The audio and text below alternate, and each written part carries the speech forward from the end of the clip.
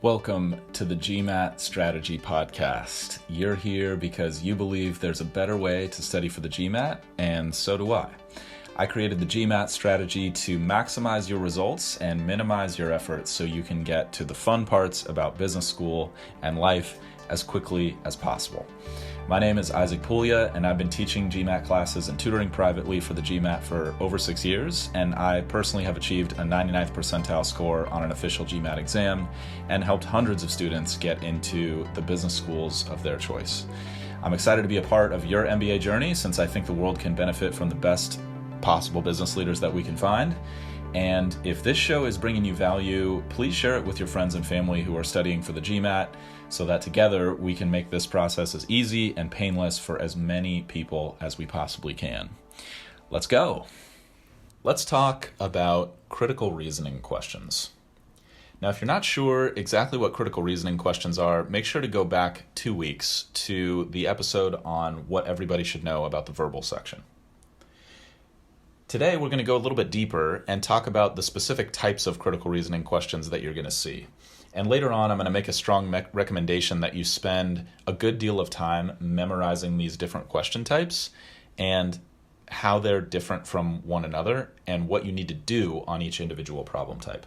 So to try to make that as easy as possible for you to study, I'm actually going to include a short quiz here in a moment where I'm just going to say the name of each problem type and give you an opportunity to pause the episode and state, okay, what am I supposed to remember when I see this type of question type? How is that different from these other question types? Just to encourage you to get a lot of repetition on this. Now, I think you should make flashcards. I think you should study this stuff every day. But just in case you want to make use of your commute or somehow have an audio version of this, you can make your own recording or you can use the one that I'm going to go through in a moment.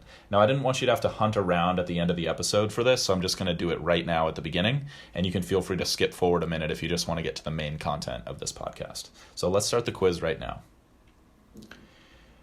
The first problem type is a describe the role question. What should you be thinking if you see a describe the role question on the GMAT?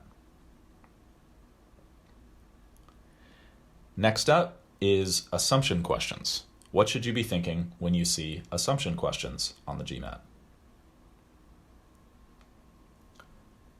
Next is strengthen and weaken questions. What should you be thinking when you see a strengthen or weaken critical reasoning question?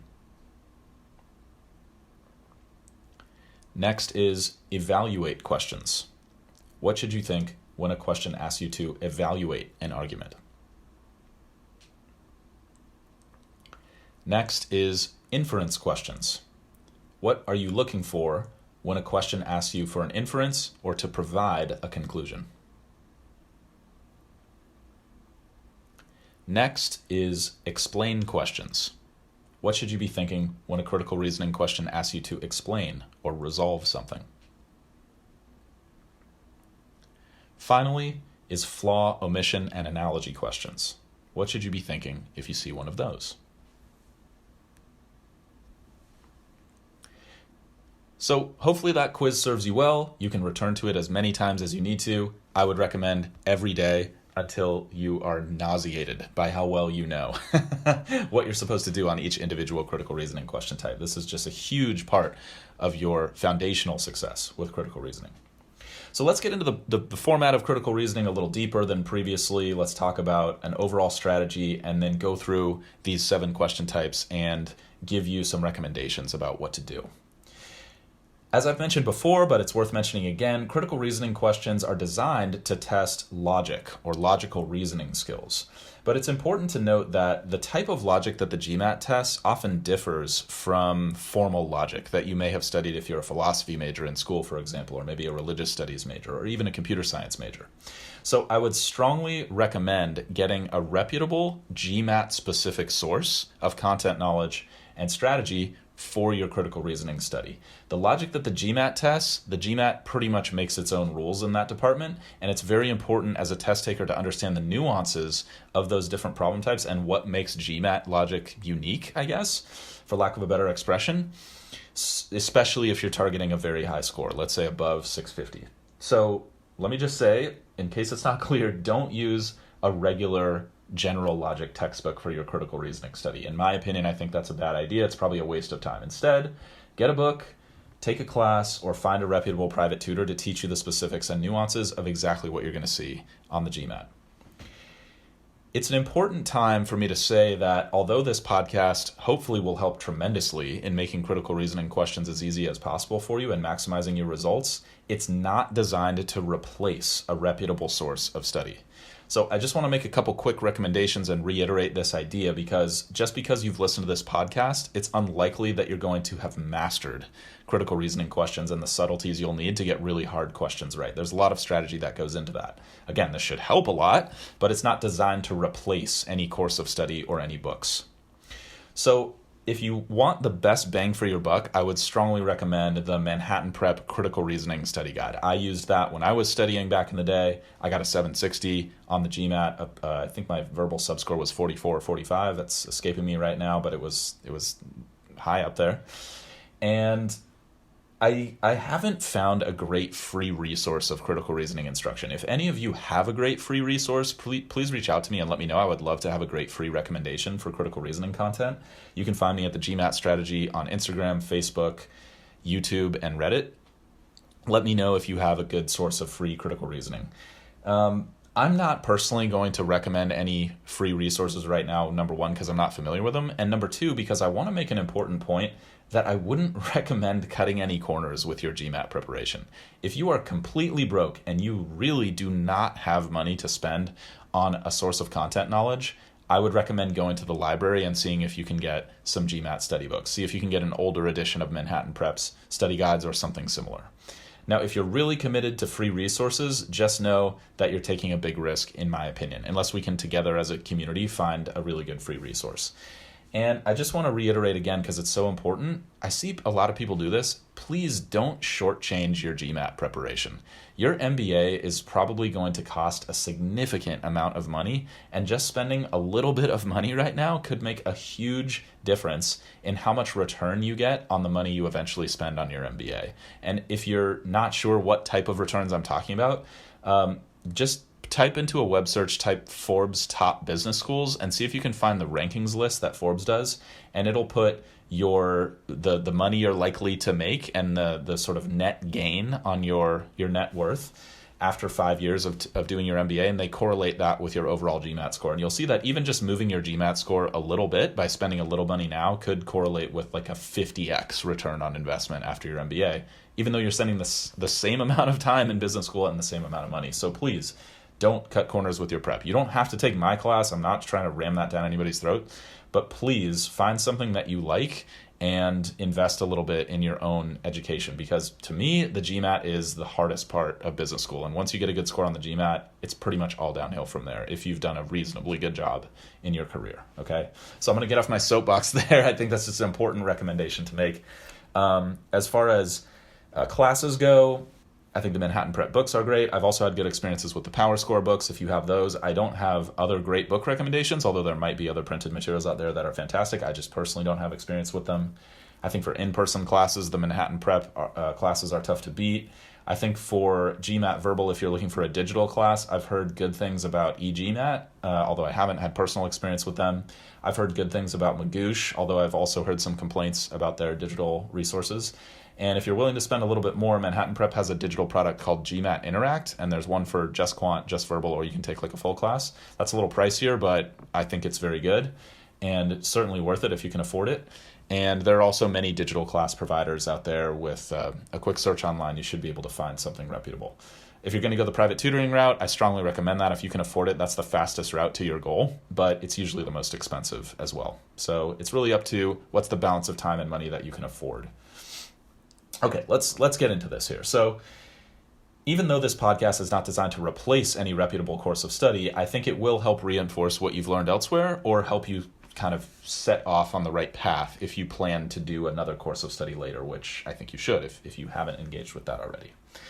So the format of critical reasoning is always the same. You're always going to see a little paragraph at the top of the screen. That'll be followed by a question right underneath the paragraph, and then 5 answer choice options. And that format basically never changes. It's always the same. You'll only see one question at a time, and there's only one question for each paragraph, unlike reading comp where you'll see 3 or sometimes 4 questions on each individual paragraph. That's not the case with critical reasoning. Each paragraph just goes with 1 question.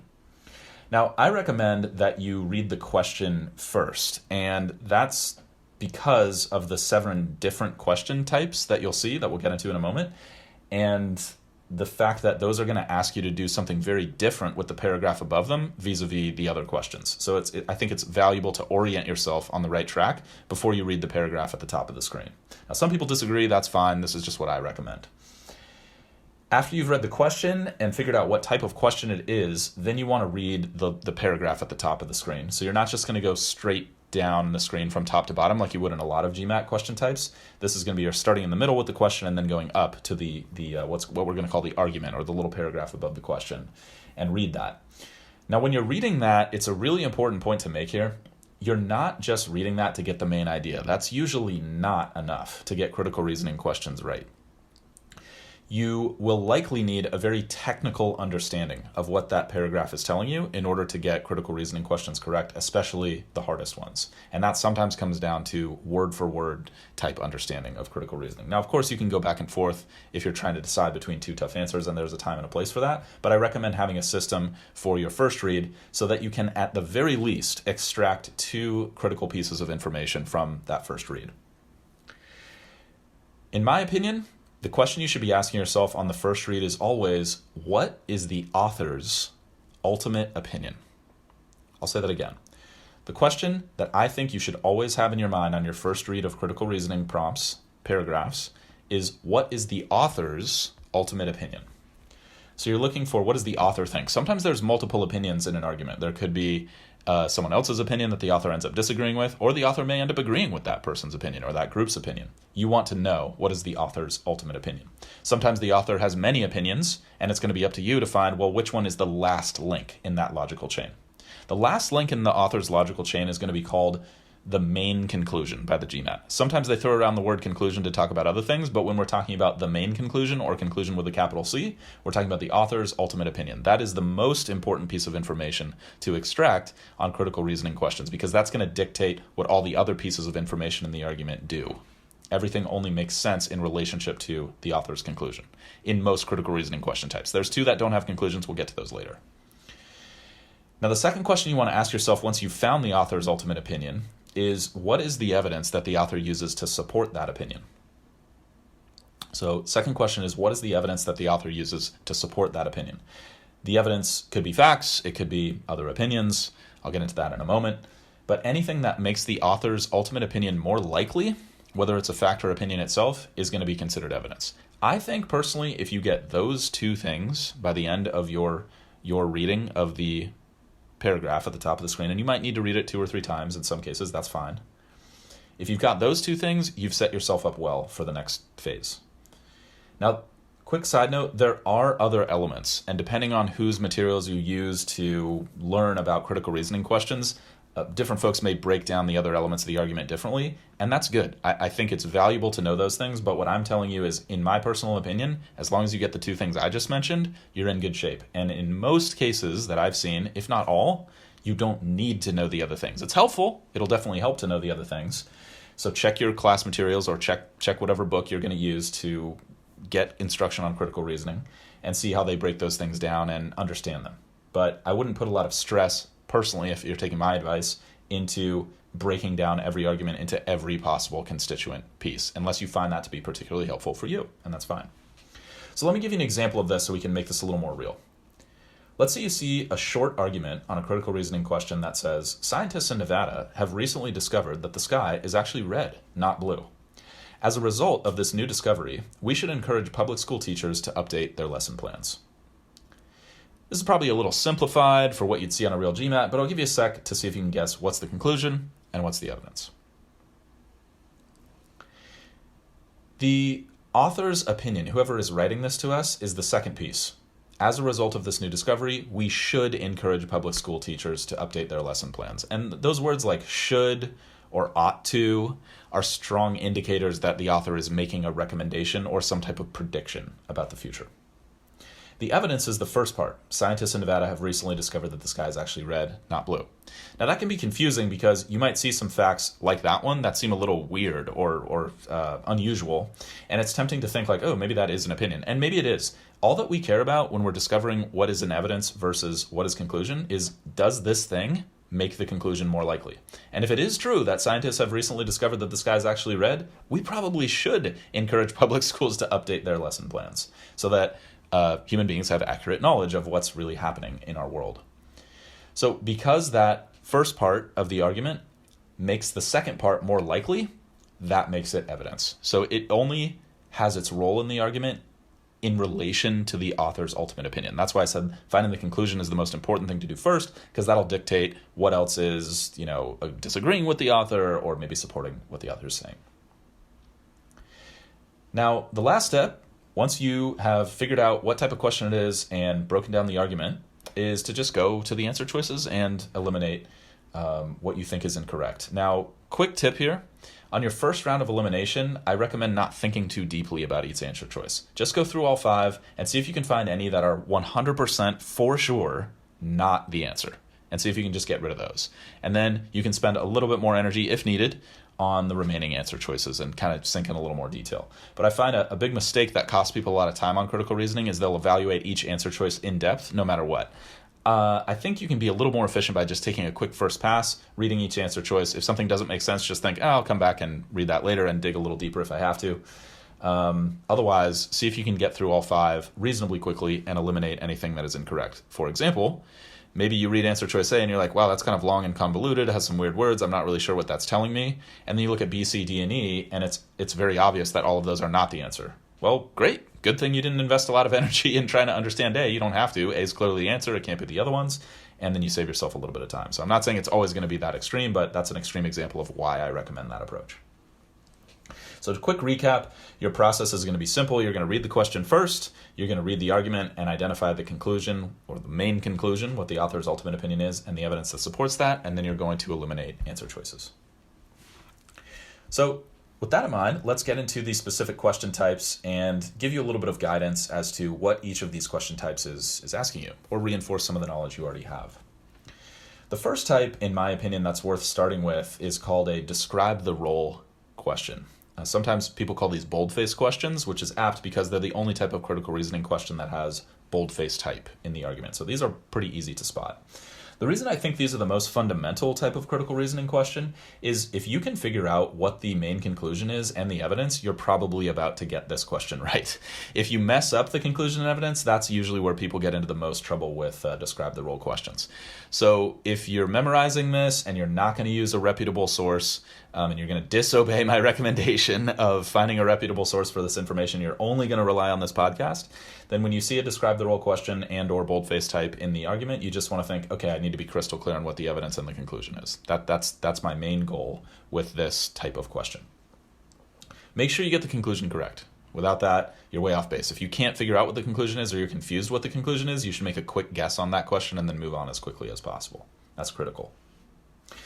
Quick side note, describe the role questions are notorious for having very tricky wording in the answer choices, so you should expect that and you should practice as much as possible and review deeply to see if you can recognize any patterns and figure out what it is that causes you to miss those questions if and when you do miss them.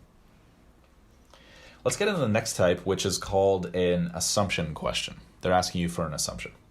So it's very important to know what the GMAT technically means when it asks you for an assumption. And if you want a little bit more instruction on this, I would recommend going back to episode 3 of this podcast series, where I talk about the GMAT essay and what you need to know about the GMAT essay. If you haven't listened to that, I strongly recommend it. If you have listened to it, now or soon would be a very good time to revisit that, because I go pretty deep on what an assumption is, because that's really what the essay is based upon, is identifying assumptions and articulating them. Just so that you don't have to go back and do that now, and so that we're on the same page, when the GMAT asks you for an assumption, it's asking you for something that is not written down in the argument. That's important. And it's also something that has to be true or the conclusion will collapse. It's impossible for the conclusion to exist without the assumption. So the assumption is not written down and it must be true, otherwise the conclusion collapses. So let's get back to that previous example and I'll kind of illustrate this hopefully a little more specifically. So again, the previous example was scientists in Nevada have recently discovered that the sky is actually red, not blue. As a result, we should encourage public school teachers to update their lesson plans. So I'll give you a second, see if you can think of something that would have to be true in order for that recommendation to be sensible. I'll just give you a quick example. Something that has to be true is that the scientific findings are accurate. If the scientific findings are not accurate, then it is probably a terrible idea for us to update our public school lesson plans. However, if the data is accurate, then this is probably a really good idea. So what the author has done is the author hasn't told us much about whether this data is actually good data, or what the scientists' methods were, or whether we can trust these scientists. We just know that some scientists, we don't even know if they're reputable scientists, in Nevada have made a discovery. So the author has assumed that that discovery is legitimate in making his or her recommendation that we should make a sweeping change to the public school education system. So hopefully that makes sense, what an assumption is. Again, go back to the essay podcast if you want a little bit more of that. What you're looking for in the answer choices on an assumption question is something that's not written down, but that has to be true. Otherwise, the conclusion will collapse. Next up is strengthen and weaken questions. Quick tip. Strengthen and weaken questions are the most common type of critical reasoning question that you're going to see on the GMAT. You're going to see more of these than any other type. A strengthen and weaken question is going to ask you to identify in the answer choices some, usually, almost always, some new information that has not been mentioned in the argument before. So expect to see some different types of information in strengthen and weaken answer choices. In a strengthen question, they're asking you for some new information that makes the conclusion more likely. And in a weaken question, they're asking you for some new information that makes the conclusion less likely. And it's important to talk about how it makes the conclusion either more or less likely. On strengthen questions, it'll do that by strengthening the assumption. On weaken questions, it'll weaken the conclusion by weakening the assumption. So think about glue that you would use to put a child's toy together, for example. So let's say you use a little bit of glue to glue two pieces apart of the toy together, and it's reasonably stable. If you add a little extra glue, that'll strengthen the joint in case the child puts a lot of stress on the toy. That's what you're being asked to do on a strengthen question. Give me something else in addition to what's there to make things a little bit more stable. If we strengthen the connection between two parts, aka the assumption, if we strengthen that connection, we strengthen the overall toy and its intended use to provide joy to a child and hopefully not break. There could be some types of toys out there meant for that, but you get the idea. On a weakened question, we're going to be asked to put some type of weakening agent on that glue that maybe might not be enough to destroy the toy, but it's going to make the toy significantly more likely to break. So that's a reasonable physical analogy for what these questions are asking you to do. I'll give you an example, okay? So if we return to the same argument about scientists discovering the sky's red and then recommending that schools change their curricula based on that, and we stick with this assumption that the data is good, that the scientists' findings are indeed accurate, then a strengthened answer choice might say something like, the scientist data has been peer-reviewed and fact-checked by reputable sources. Okay, if that's true, that makes it significantly more likely that our assumption that the findings are accurate is a good assumption, a safe assumption. It's not enough to prove that the findings are accurate just because it's been peer-reviewed and fact-checked, but it makes it significantly more likely because it's been peer-reviewed and fact-checked by reputable sources. That seems about as good as we're going to get with any scientific findings. Now, on a weakened question, you do the opposite. So if an answer choice said, the data has not been fact-checked by reputable sources, or maybe it's been fact-checked by sources known to be inaccurate, then that means that our assumption is not a very good assumption, and that it's very likely that the findings are not very good, and so that weakens the recommendation that we should update all of our lesson plans to jive with this data, to harmonize with it. So this is an extremely basic example. I said this already, but I'll say it again. It's probably a little too simple for the GMAT, but I just want to give you an idea of technically what's happening behind the scenes, and then you can take that and run with that as you grow and get more practice with strengthen and weaken questions. Now, a couple side notes here. First is there are some shortcuts for these questions, but I want you thinking about them in the most technical way possible just to have a good foundation for what you're looking for on strengthen and weaken questions. But if you find a good strategy that you like from a reputable source, you can probably stick with that and get pretty good results, even if it doesn't include coming up with assumptions. Although most content study systems that I've seen will invite you or encourage you to think about assumptions when you're doing strengthen and weaken questions. Next tip is most questions that ask you to fill in a blank in the argument are going to be strengthen the argument questions. Let's put that in your back pocket. Next up is evaluate the argument questions. Any question that asks you to evaluate the quality of a conclusion or something that would be important to determine whether a conclusion is good or not, that's an evaluate the argument question. What you're being asked here really is to find an answer that allows you to determine whether a certain assumption is a good or bad assumption. So it's very related to strengthen and weaken questions. I'll give you an example. Most of the answer choices in evaluate questions will come in the form of a question itself. So answer choice A will be a question, answer choice B will be a question, answer choice C will be a question. Not always, but often. So if we're sticking with our science example here of the sky being red, an answer choice on an evaluate question might say something like, has the data been fact-checked? And you'll notice that that touches on the same assumption we were talking about previously.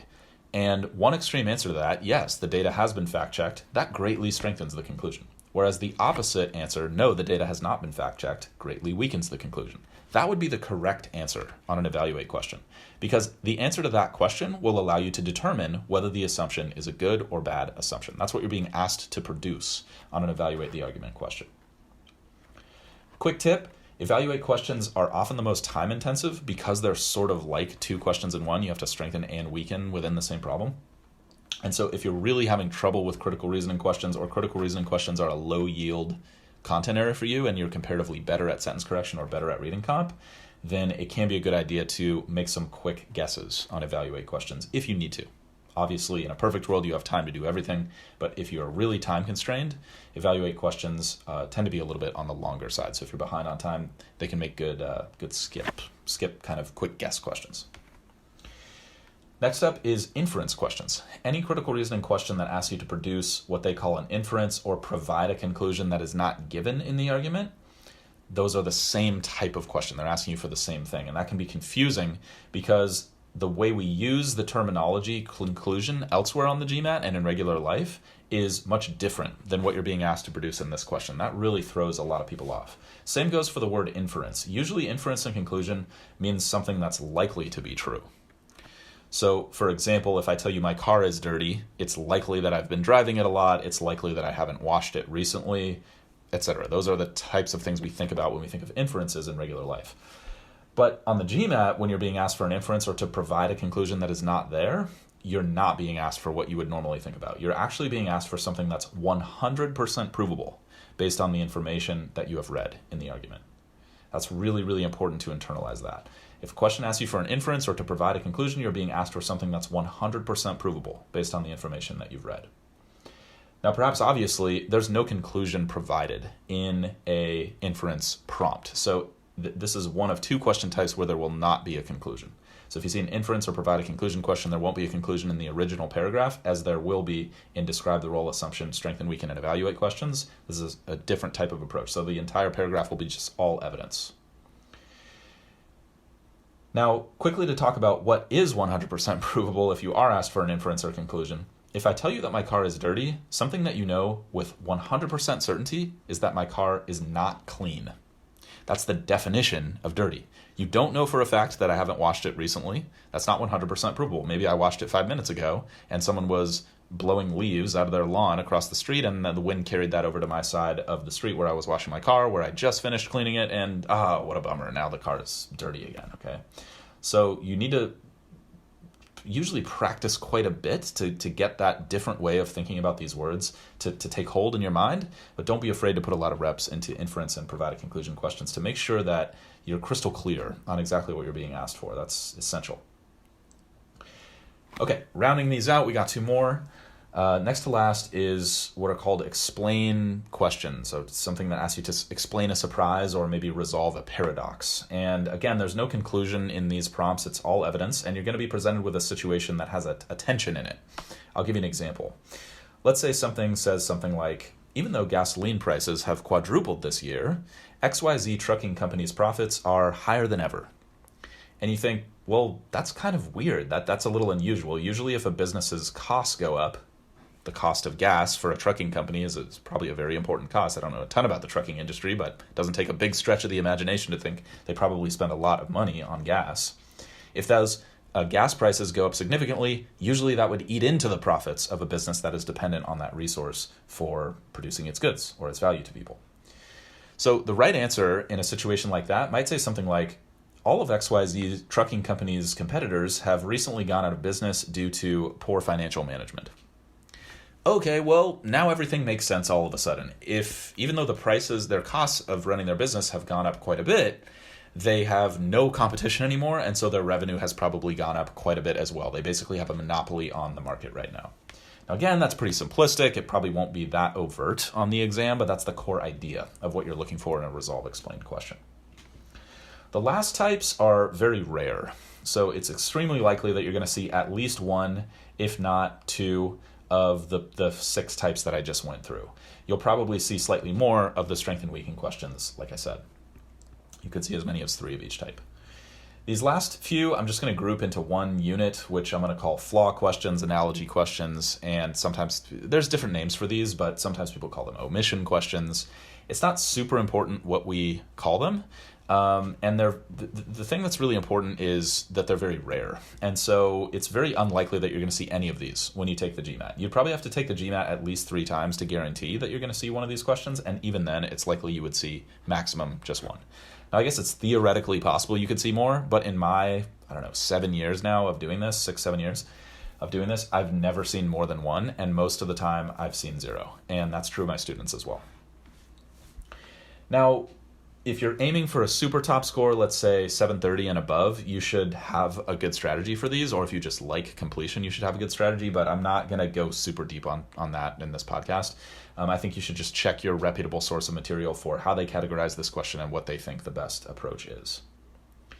Now, to wrap things up, if I could only give one tip for improving your critical reasoning accuracy, it's practicing identifying conclusions and evidence reliably and quickly. I think by test day, you should be able to reliably and efficiently identify main conclusions and evidence that support them in under 1.5 minutes.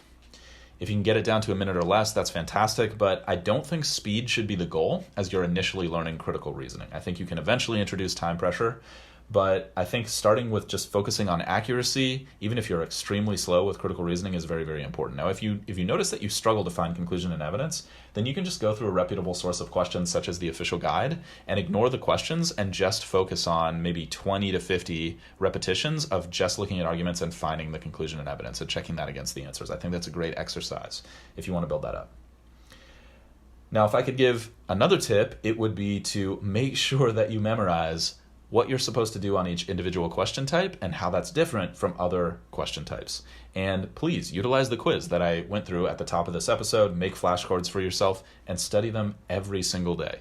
When you have begun to absolutely hate studying the critical reasoning question types and what they represent, then you're about 50% of the way to where you want to be with critical reasoning. So study them until you hate it, and then study it for about 100% more time, and then you should be good, okay? We want these to be absolutely reflex level automatic by the time you get into the test. You don't want to be looking at a strength and weakening question and having to think about what you're supposed to do. It should just be, boom, automatic. On strength and weakening questions, I do this. On assumption questions, I do this. On evaluate questions, I do this.